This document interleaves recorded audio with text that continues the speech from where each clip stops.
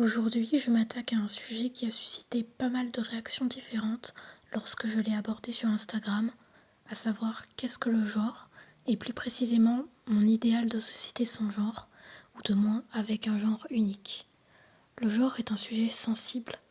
Certaines personnes se mettent en colère car ils pensent qu'il n'y a que deux genres, obligatoirement liés à notre sexe de naissance.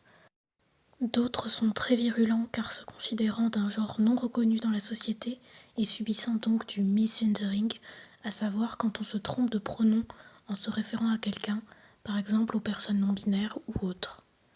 Je peux comprendre que le fait d'être mal genré est vraiment blessant, notamment quand tu es transgenre et que tu veux être perçu publiquement comme faisant partie du genre auquel tu t'identifies. De même si tu es non-binaire, bien que la non-binarité ne soit pas vraiment reconnaissable visuellement. Personnellement, je m'en fiche de savoir à quel genre tu t'identifies du moment que tu respectes les autres. Si je me trompe, tu me corriges et puis le problème est réglé. Mais je pense qu'au-delà d'une éducation inclusive pour respecter l'identité de genre, la seule réelle solution à la violence autour de ce sujet serait de créer une société non genrée où il n'y aurait pas 2, 5, 20 identités de genre différentes, mais une seule, le genre humain. Nous devrions arrêter de penser de façon binaire. Hors anomalie génétique, il n'y a que deux sexes, féminin et masculin, mais ce sont juste des aspects physiques qui ne devraient pas avoir de répercussions sur notre vie publique et ne devraient pas non plus nous définir en tant que personne. Même si je m'identifie comme femme et que je remplis plus ou moins les critères de ce qu'on décrit comme féminin, à quelques exceptions près, j'ai eu ma petite période androgyne et encore maintenant je m'en fiche complètement de comment on me genre. Tu peux m'appeler il, elle ou n'importe quoi d'autre, ça ne change rien pour moi. C'était assez drôle de voir comment au lycée, les professeurs corrigeaient mes devoirs où j'utilisais des pronoms masculins pour me définir, dans des poèmes par exemple, comme si c'était une erreur alors que non, c'est juste que je m'en fiche, je peux utiliser les deux pour me considérer et ça ne change rien. Je m'identifie juste en tant qu'être humain. L'identification de genre n'amène que des problèmes et rien de bénéfique, même si tu te sens mieux quand on te genre correctement, bien évidemment.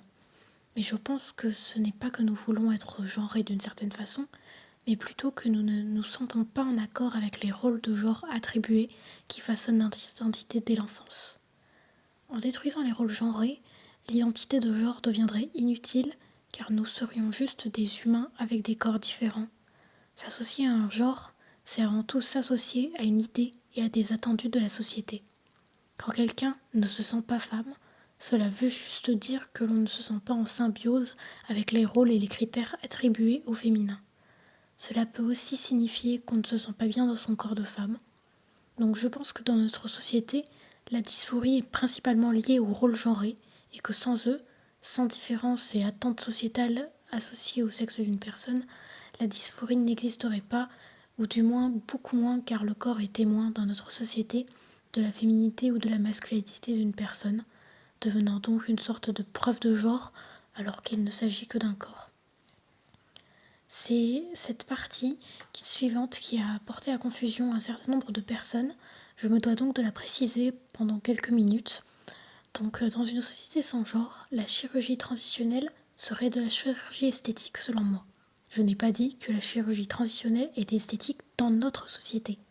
C'est dans notre société actuelle qu'elle est transitionnelle et réparatrice, car permettant une transition sociale d'un genre à un autre, et donc permettant de se sentir soi-même.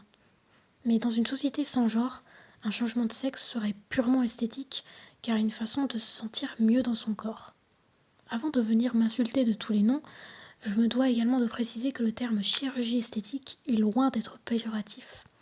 Je pense que les réactions négatives par rapport à ce point étaient principalement dues au fait que beaucoup de personnes considèrent que la chirurgie esthétique n'est qu'un caprice superficiel, ce qui est une grosse erreur. La chirurgie esthétique, pour moi, signifie tout simplement que c'est une chirurgie qui touche au physique et qui n'est pas nécessaire à la survie du corps.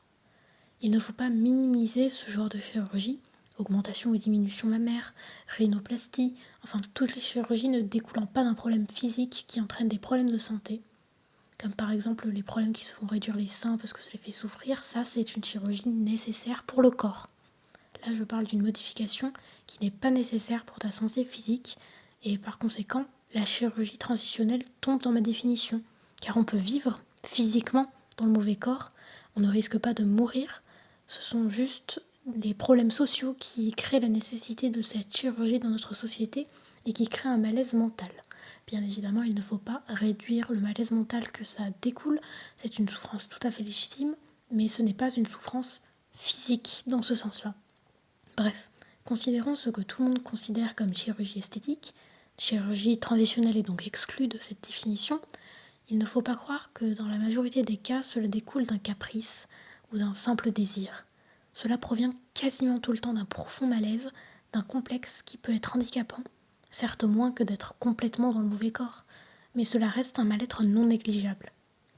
Il s'agit donc parfois d'un besoin pour se sentir bien, le complexe gâchant la vie de certaines personnes. Ce n'est pas juste pour s'améliorer, mais pour résoudre un complexe handicapant, tout comme la chirurgie réparatrice, bien qu'à une échelle moindre car ne touchant que des aspects précis du corps. Dans une société sans genre, encore une fois, la chirurgie transitionnelle serait physique, car le fait d'être dans le mauvais corps n'induirait pas de malaise social en rapport au genre. En effet, il n'y aurait pas de misgendering ou de traitement différencié en fonction de ton sexe, ou du moins du sexe auquel tu sembles appartenir. Le fait que j'inclus la chirurgie réparatrice dans la chirurgie esthétique dans le cadre d'une société sans genre uniquement n'est donc pas une minimisation de ce genre de chirurgie, et je ne dénie en aucun cas le malaise des personnes nées dans le mauvais corps, bien au contraire. Parenthèse close. Les rôles genrés nous construisent donc en tant que personnes. Ils influencent, voire créent nos goûts, nos rêves, nos attentes de la vie, notre comportement, alors que rien n'est déterminé par nature. Je pense donc que pour que le féminisme soit réellement effectif et qu'on puisse abolir ces inégalités de genre, de même que les violences envers les personnes LGBT+, nous devrions abolir complètement l'identité de genre, relayant le sexe au seul domaine médical et ne ressortant pas du domaine public. Le genre s'ensuit toujours de rôles genrés. Nous devrions juste être des humains avec des organes différents et donc des besoins médicaux différents, mais qui restent personnels. L'identité de genre est imparfaite, pourtant nous laissons cette idée abstraite définir nos vies. La féminité s'accompagne de beaucoup d'efforts, de sacrifices, de rôles inférieurs. La masculinité vient avec des attentes de performance intenables, une injonction à la violence, et j'en passe. Aussi longtemps que nous persévérerons à nous battre pour les droits d'un genre en particulier et non pas pour les droits humains en général, il y aura des inégalités, des viols, des préjugés, de la violence.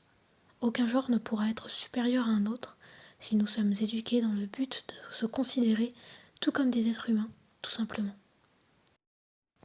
Bien évidemment, tout ceci n'est qu'une utopie irréalisable, mais il n'y a pas de renouveau possible sans destruction de notre système de genre actuel, basé sur l'importance cruciale de l'identité de genre et des rôles genrés qui dirigent notre vie.